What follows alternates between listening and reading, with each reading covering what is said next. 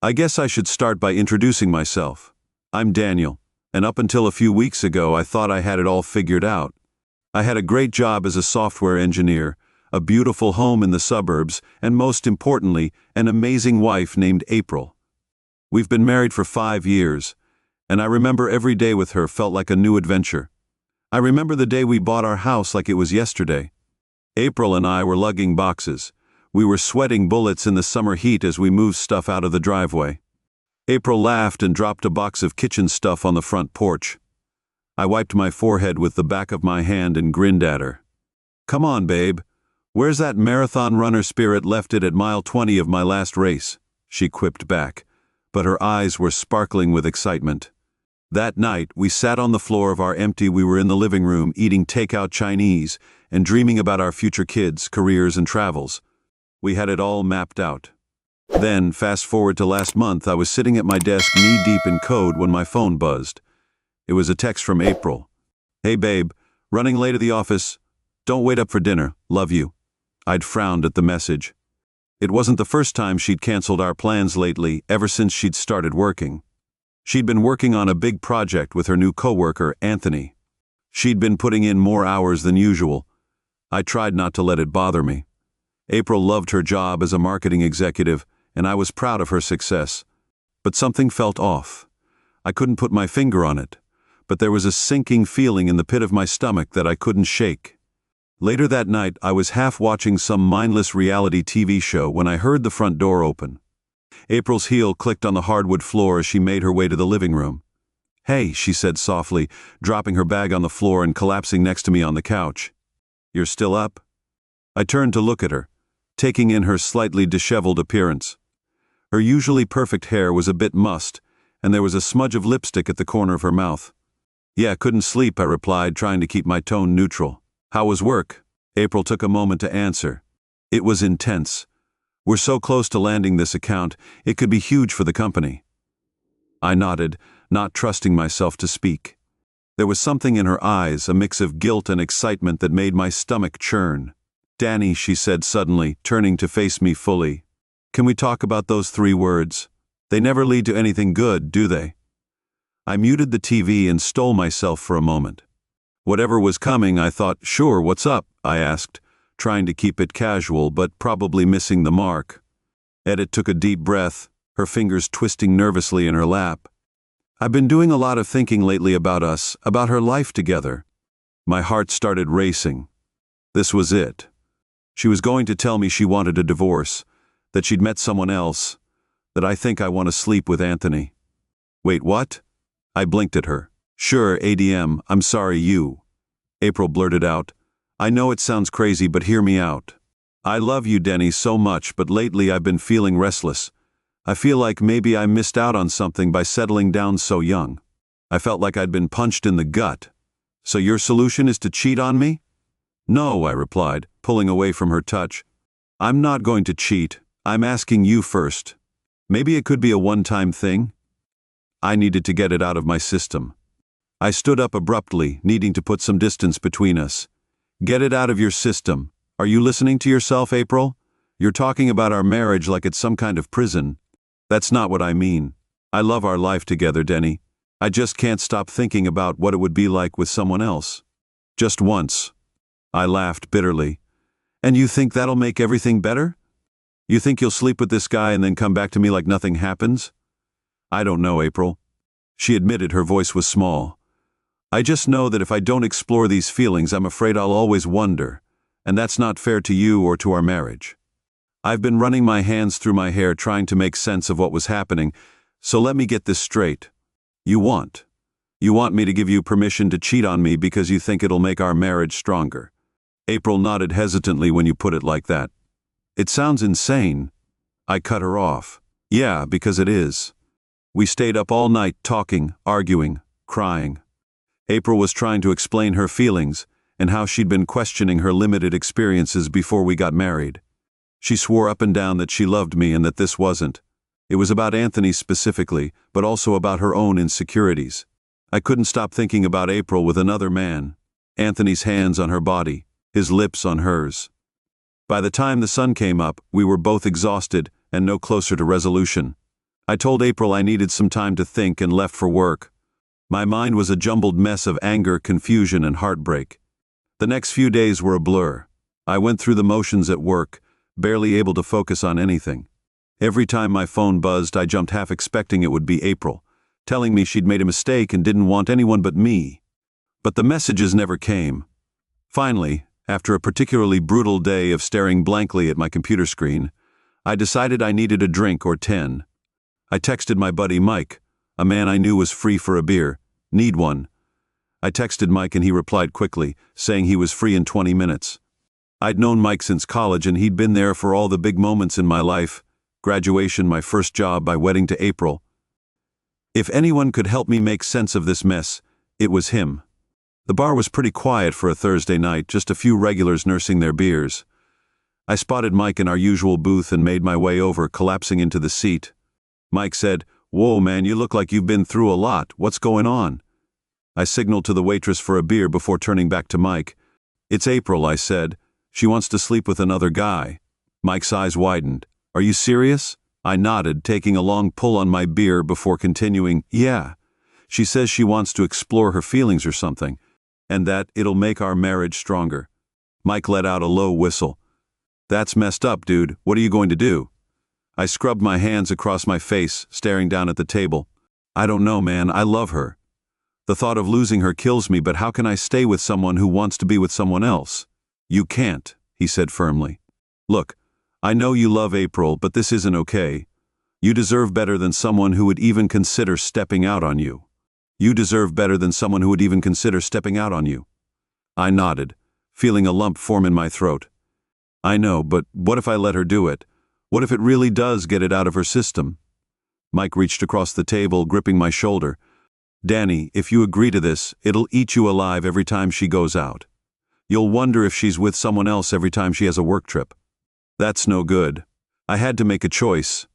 I knew Mike was right, but I was terrified of walking away from 5 years of marriage and the life we'd built together. I was lost. Mike's expression softened. "I can't tell you what to do, buddy, but I think you need to ask yourself, can you ever really trust her again after this? And if you can't, is this the kind of marriage you want?" I left the bar that night with more questions than answers. After the bar meeting, I had more questions than answers. As I drove home, I had a strange feeling that I knew what I had to do. April was waiting up when I got home. She was curled up on the couch with a book, but she wasn't really reading. She looked up as I entered the room. Her eyes were red-rimmed from crying. "Danny," she said. Her voice was barely above a whisper. "Where have you been?" I sat down in the armchair across from her. April needed to maintain some distance. "I was thinking about us and what you want." April leaned forward, her expression hopeful. I took a deep breath and collected myself for what I was about to say. "I can't do it, April. I can't give you permission to be with someone else, and I can't be with someone who would want that." Tears spilled down April's cheeks. "Danny, please. I love you. We can work through this." I shook my head. My head was spinning, my eyes welling up. "We can't do that because even if you don't go through with it, the fact that you wanted to changes everything." "So what are you saying?" April asked, her voice trembling. "I'm saying I think we need to separate for good." The words hung in the air between us, heavy with finality. April broke down, sobbing into her hands. Every instinct in me wanted to go to her, to hold her and tell her. I knew that if I did, I'd never be able to walk away. I said, "I'll stay with Mike for a few days, give you time to figure things out," as I packed a bag. April was standing in the doorway of our bedroom, watching me with red eyes. "Danny, please," she begged. "Don't do this. I'll forget about Anthony. I'll forget all of it. We can go to counseling. We can work on our marriage." I zipped up my duffel bag. I turned to face her. "April, it's not about Anthony. It's about the fact that you were willing to throw away everything we have for a fling. How can I ever trust you after that?" April's face crumpled. "I made a mistake. A huge, stupid mistake. But you can't just throw away 5 years of marriage." I felt a surge of anger. I'm not the one throwing it away. "April, you did that the moment you decided our marriage wasn't." I brushed past her, heading for the front door. April followed, still pleading. "Danny, wait, what if Cliff? I'm pregnant." I froze, my hand on the doorknob. Slowly, I turned to face her. "Are you April?" She bit her lip, looking uncertain. "I don't know for sure, but I'm late." I was going to take a test, but then all this happened. I cut her off so suddenly, feeling very tired. "Take the test, April. If you are pregnant, we'll figure it out, but it doesn't change anything between us." "How can you say that?" April cried. "If I'm carrying your child, then I'll be there for the baby," I said firmly, "but not as your husband." "I'm sorry, April. I left, ignoring April's sobs. I threw my bag in the car and pulled out to the driveway. I felt a strange mix of pain and relief wash over me.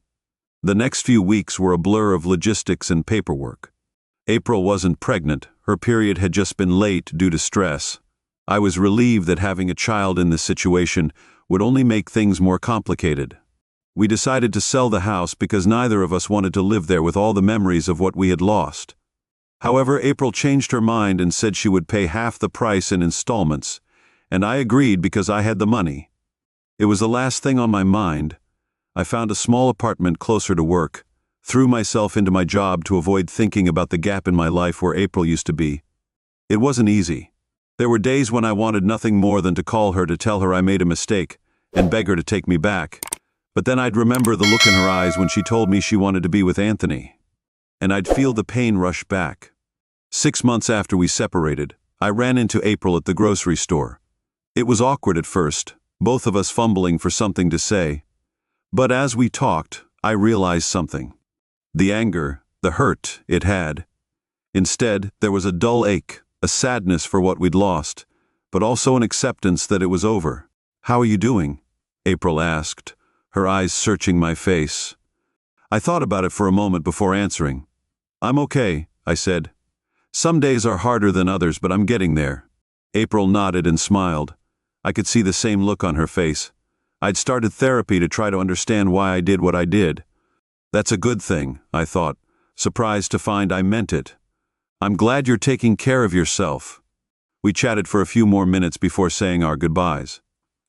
As I watched April walk away, I felt a sense of closure wash over me. We loved each other, built a life together, and in the end, it just wasn't enough. But maybe that was okay. Maybe some loves aren't meant to last forever. As I finished my shopping and headed home to my new apartment, I found myself thinking about the future for the first time in months. I didn't know what it held, but for the first time since April's confession, I felt ready to face it, whatever it might be. A few weeks later, I bumped into April at the grocery store. I found myself sitting at my favorite coffee shop, laptop open but largely ignored as I stared out the window. The encounter had stirred up a lot of emotions. I'd already dealt with it, but I was having trouble focusing on work. "This seat is taken," a voice said. I looked up to see a woman about my age gesturing to the empty chair across from me. The place was packed, with every other table occupied by students or remote workers like myself. "Go ahead," I said quickly, moving over. I put my bag on the chair and smiled back. She pulled out her own laptop and said, "Thanks." I replied, "By the way, Daniel." We started chatting and discovered we were both in tech. She was a UX designer for a startup downtown. It felt good to talk to someone new. He asked if I wanted to grab dinner sometime. I felt a flutter of panic. Was I ready for this? It had been over 6 months since April. I ended things, but the wound was still fresh. I had that moment where I heard myself saying, which surprised even me, "But I should be up front, coming off a pretty rough divorce. I'm not sure I'm ready for anything serious." So I nodded, understandingly, without any pressure. "How about we start with dinner as friends and see where it goes?" We swapped numbers and made plans for the following week as I packed up my things to leave. I felt a mix of excitement and anxiety. This was a big step, but maybe it was time to start moving forward. The night of my dinner with Zoe, I found myself standing in front of my closet, feeling like a teenager before his. On my first date, I decided to wear a casual button-down shirt and jeans. I didn't want to seem like I was trying too hard as I was about to head out. My phone buzzed with a text from April. It read, "Hey Danny, sorry to bother you. I was going through some old boxes and found your college yearbook. Let me know if you want me to drop it off sometime." I stayed at the message, my thumb hovering over the reply button.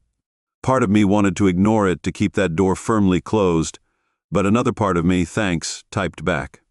I can swing by and grab it sometime next week if that works for you. I hit send before I could overthink it. It was just a yearbook after all, no big deal. I pushed thoughts of April aside and headed out to meet Zoe. The restaurant was a cozy Italian place downtown. As I walked in, I spotted her at the bar, looking stunning in a simple black dress. "Hey," I said, suddenly feeling nervous. "You look great, thanks, so do you, shall we?" Dinner was nice. We had a great time chatting about our jobs, our hobbies, and our favorite spots in the city. He was really easy to talk to, funny and smart.